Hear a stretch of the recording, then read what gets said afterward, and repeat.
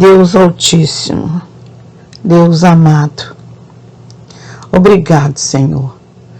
Obrigado pela minha vida.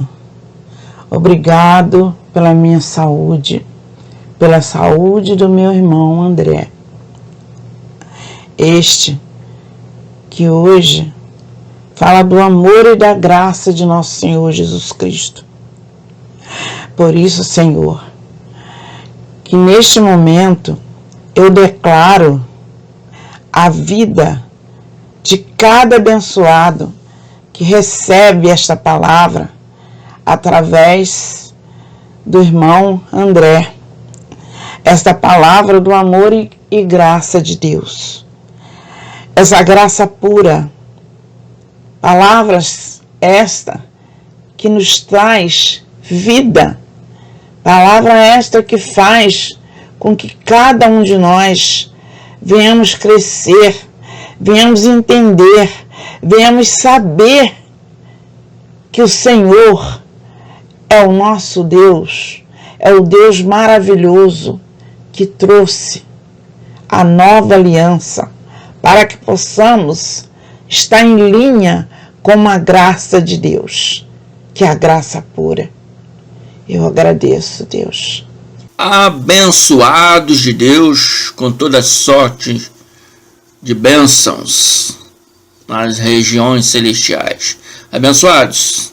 Então, o título, né? O juízo e a destruição do templo. Eu anuncio que a lei já não é mais. Como ela já não é mais, ela já não é mais obrigatória também para católicos, para evangélicos e também para judeus. Mas vamos ver essa história desde o início, como sucedeu. Malaquias 3:1 diz assim: eis que eu envio o meu mensageiro para preparar o caminho diante de mim. De repente virá ao seu templo o Senhor, a quem vós desejais. Eis que ele vem, diz o Senhor dos Exércitos. Eis que ele vem. Ele já veio. Mas na época de Malaquias, a gente estava anunciando a vinda dele, né? Essa aqui significa a primeira parousia, né? do Cristo Mashiach. Eis que ele vem, diz o Senhor dos Exércitos. Isso aqui foi anunciado há 400 anos antes dele. Ele estava falando, esse mensageiro que ele diz aqui, que viria preparar o caminho diante dele, esse mensageiro aqui se chamava Yohanan Matbil. Sabe quem é? Foi João Batista, que veio anunciar a chegada do Mashiach, o Cristo. E o Senhor dos Exércitos anuncia que de repente viria aquele a quem eles desejavam, o que eles estavam à espera, a saber, o Mashiach, o Cristo. E o Criador diz mais, Malaquias 3:5: e chegar-me-ei a vós para o juízo. Depois que o Mashiach vier, né? Ele vai vir no objetivo de quê? De cancelar aquela primeira aliança que a Bíblia diz, né? Que era ineficaz para aperfeiçoar aquele que presta culto, se referindo à lei de Moisés. Depois que ele fizesse esse processo espiritualmente, ele traria o juízo de Deus, né? E seria uma testemunha veloz, né? Quanto feiticeiro, só que eu reduzi a palavra, diz o Senhor dos Exércitos. Em seguida virá com juízo contra o povo de Israel, não com o católico, não com o evangelho, mas com os povos de Israel. E ele será uma testemunha veloz, diz o Senhor do Exército, contra todos os mal que eles fizeram no passado. Mas quando isso aconteceria? Isso, abençoado, seria em duas etapas. Uma espiritual e outra física. A espiritual se deu no ano 33 AD. AD significa Anno Domini, ano do Senhor, quando ele foi crucificado. E Mateus 27, 28 diz assim: mais tarde, sabendo então que tudo estava cumprido. Quem estava sabendo que tudo está cumprido? Jesus. Sabendo que tudo já estava cumprido para que as escrituras se cumprissem, Jesus disse: tenho sede. Então Jesus viu que ele já tinha cumprido tudo, que a escritura, ou seja, a lei e os profetas disseram que ele faria. Então ele viu que tudo já estava cumprido. Então ele disse: tenho sede. 27, 29. Estava ali uma vasilha cheia de vinagre. Então embeberam numa esponja e colocaram um caniço de isopor e ergueram até os lábios de Jesus. 27, 30. Tendo provado, disse: está consumado. O que está consumado? A lei e os profetas. Naquele momento ali foi revogada a lei e os profetas espiritualmente. Outra palavra que nos esclarece também é de Lucas. Diz que a lei e os profetas vigoraram até João Batista. Quando João Batista foi decapitado, a lei e os profetas acabaram. Só que ainda existia o templo. Então estava ali esperando espiritualmente. Ela valia espiritualmente e fisicamente. Então ali quando Jesus foi na cruz,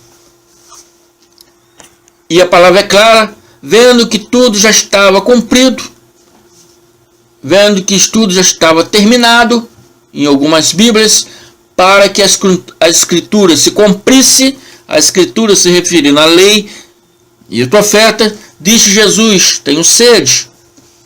Depois que bebeu do vinagre, né? Ele disse, né? Está consumado, em Mateus 27, 30. Com isso curvou a cabeça e entregou o espírito. O que consumou? A lei e os profetas. Fisicamente, se deu na sua segunda parousia, a sua segunda vinda, no ano 70. Né? Ela está anunciada lá em segundo Tessalonicenses 2:3, que diz assim no 3: ninguém de maneira alguma vos engane, dizendo que já havia acontecido, como naquele dia tinha pessoas dizendo que já havia acontecido, que ele não voltaria mais, que ele voltou lá, foi crucificado, não voltaria mais. E nos dias de hoje, alguns dizem, né, que ele ainda virá, né, que isso tudo ainda, que ele ainda virá, que né, o juízo ainda acontecerá, né? Então o Paulo tá explicando para ele: de maneira alguma vos engane, porque aquele dia virá sem que antes venha a apostasia, esse manifesto, o homem do pecado, o filho da perdição. Esse seria diante dos judeus um apóstata. Seria de outra nação, de outras crenças, né? Mas seria um homem, e não o diabo ou Satanás, como dizem aí. Seria o anticristo? Sim, é o anticristo. Se é contra Cristo, é anticristo. Mas é um homem. Esse homem dizem que ele se opor a tudo, a qualquer objeto que relacionado à fé em Deus. Então, ele se apostataria, né? A tudo que se chama Deus, assim que a Escritura diz. Então está lá em 2 Tessalonicenses 2,4. o qual se opõe e se levanta sobre tudo o que se chama Deus, ou se adora, a ponto de assentar-se como Deus no templo de Deus, fazendo-se parecer Deus. Amém? O termo filho da perdição se refere ao imperador Vespasiano. Esse era a perdição, que era considerado pelos judeus, né, a causa de grande opressão, né, grande guerra, né? O homem da iniquidade, né? O homem da iniquidade, esse era o filho de Vespasiano, chamado Tito, que no ano 70 sitiou Jerusalém e destruiu o templo. Se assentou-se no trono de Deus, se fez de Deus, destruiu todos os objetos de culto e botou fogo no templo. Por isso a palavra se refere, né, a qual se opõe e se levanta sobre tudo que se chama Deus, ou se adora, a ponto de assentar-se como Deus no templo de Deus, fazendo-se parecer Deus. Estão me entendendo, abençoados? É bem clara essa palavra, né? Lucas diz que, mas quando virem cercada Jerusalém, cercada de exércitos, saberão que chegou a hora da sua destruição. Né? Lucas está relatando, está nos informando, está anunciando, né, a palavra de Jesus. Quando Jesus falou essas coisas, então Lucas está relatando o que Jesus falou. Quando virem Jerusalém cercada de exércitos, saberão que chegou a hora de sua destruição. Amém? Foi o exército romano, né? Comandado pelo general Tito. Entendeu? E Lucas 21, 22 continua. Porque aqueles serão dias do juízo de Deus. Aquela destruição foi o dia do juízo de Deus. Os dias da destruição do templo foi o dia relatado que o Senhor viria. Mas ele viria antes que essas coisas acontecessem. E essas coisas aconteceram no ano 70. Então quer dizer então que o Cristo, a segunda parousa, a segunda vinda do Cristo foi no ano 70. Mas não é esperada como as pessoas esperam. Esperam Jesus físico. Mas ele veio espiritualmente, né? Porque aqueles dias serão os dias do juízo de Deus, e que as escrituras serão totalmente cumpridas, dizem Lucas. É o que Lucas está dizendo, que as escrituras serão totalmente cumpridas. Ela foi cumprida na cruz espiritualmente. Nesses dias que Lucas está falando, ela seria cumprida fisicamente. Amém? Tudo isso já aconteceu no ano 70, abençoado. Não acontecerá nem hoje, nem no futuro próximo. Mas já aconteceu. E jamais acontecerá igual disse Jesus. Por quê? Sem templo, sem lei, sem remoção da mesma. E sem o templo, todos que guardam a lei hoje estão vivendo segundo as suas próprias tradições. É apenas tradições, mas não tem validade testamentária nenhuma, nem nas escrituras e nem no evangelho. Não existe validade mais testamentária. Não estão andando segundo a Deus, nem católico, nem evangélico, nem judeus. E nem segundo o Mashiach, para aqueles que creem no Mashiach, porque testamentariamente a lei já não é mais. Por que eu referi também aos judeus? Porque eles não podem cumprir a lei. Eles não podem guardar a lei. Guardam sábado, mas deixam de guardar outras coisas. Porque muitos judeus que me ouvem sabem o que eu estou falando. Muitas das obrigatoriedades da lei, muitos dos rituais que tinham que ser praticado, muitas ordenanças que tinham que ser praticada somente com o templo. Sem templo, muitas dessas coisas não podem ser praticadas. E não é eu que estou falando, não. O judeu sabe disso. E um homem que foi bispo da primeira Garral, igreja, né,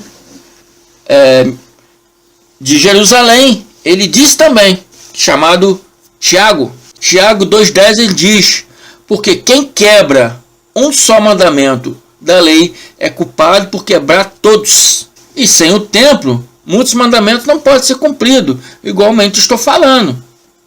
E se insistem em cumprir, são transgressores da própria lei. Tiago está falando: você deixar de cumprir um mandamento, você quebra, você anula todos os outros. Aí eu guardo sábado, né? Mas não vivo a festa de tal, festa de não sei de que. Eu guardo sábado, mas não faço sacrifício mais de animais, porque só poderia ser feito no templo. Você está anulando toda a lei. É por isso que Cristo destruiu o templo, para que a lei fosse revogada espiritualmente no madeiro e fisicamente na queda do templo. Ele disse: não deixarei pedra sobre pedra. Foi esse o motivo de incitar. A Bíblia diz que desceria com seus anjos para o juízo ao povo judeu. Desceria para incitar o imperador Tito, o comandante, né, Tito, para destruir o templo, e como houve no ano 70, baseado na Escritura Sagrada, no Evangelho. E se você pegar os livros de história, também vai ver que é verídico isso que eu estou falando aqui. Alguns se converteram ao judaísmo messiânico, acham que deve servir ao Mashiach pelas obras da lei, obras essas que já foram revogadas, que já não tem mais validade. Assim, todo o sistema religioso, católico, evangélico, também que serve esses mesmos mandatos de Moisés, não serve ao Cristo. Embora creia nele, não o serve. Estão entendendo, abençoado? Por que isso? Por que eu estou falando isso? Que não o serve. Não, mas o Cristo é meu Senhor, eu fui batizado nas águas. Batizado nas águas também não tem validade, que também é uma obra da lei. Todos esses rituais são rituais da lei, não faz parte do Evangelho do Cristo. Já está escrito lá em Hebreus 6, para não misturar esses rituais no Evangelho de Cristo. Que nem entenda. Então, amados, por isso que eu falo que católicos e evangélicos não servem ao Cristo. Embora creem nele, não serve. Mas serve uma lei que já não tem uma validade, como os judeus também. O que Paulo disse para quem serve a lei. Ele disse lá em Gálatas 5,3: para quem serve a lei, para quem acha que deve guardar a lei, como judeus, tem muito judeu messiânico aí, que quer servir a lei e servir Cristo ao mesmo tempo. Paulo disse assim: de novo testifica todo homem que se deixar circuncidar, que está obrigado a guardar toda a lei. Essa circuncisão aqui não é literal, mas está em figura de palavra. Significa que se você achar que deve se separar da graça, porque está obrigado a guardar a lei do sistema religioso, a lei do sistema judaico, como os judeus messiânicos que me ouvem, separado está de Cristo. Vós o que tentais justificais pela lei da graça de Cristo. O Evangelho de Cristo se chama Evangelho da Graça, é o Evangelho do Reino. Então, se você tenta se justificar perante Deus, perante o Cristo, servindo a lei, separado está de Cristo. Os vós que tentais justificar pela lei da graça de Cristo, porque Cristo é graça de Deus, não tem nada a ver com a lei de mandamentos, de obrigações religiosas. Cristo serve um outro sacerdócio. Não serve o sacerdócio levítico, não serve o sacerdócio segundo Arão, segundo Moisés. Aquele sacerdócio já findou-se, já passou-se, já acabou o seu tempo, que quando vem um novo sacerdócio, também há mudança de lei, e Cristo mudou a lei, anulou o primeiro pacto e trouxe o segundo pacto, onde chamamos de graça de Deus, que também é chamado também de Evangelho do Reino, é o Evangelho da reconciliação, Evangelho que nos reconcilia a nosso Deus, nosso Pai, nosso Criador e o seu Machia, que é Jesus Cristo. Aceitando ou não, é Jesus Cristo. Amém, abençoados? Então eu falei para evangélicos, para católicos e para judeus. Amém? Abençoados, fico por aqui. Graça e paz.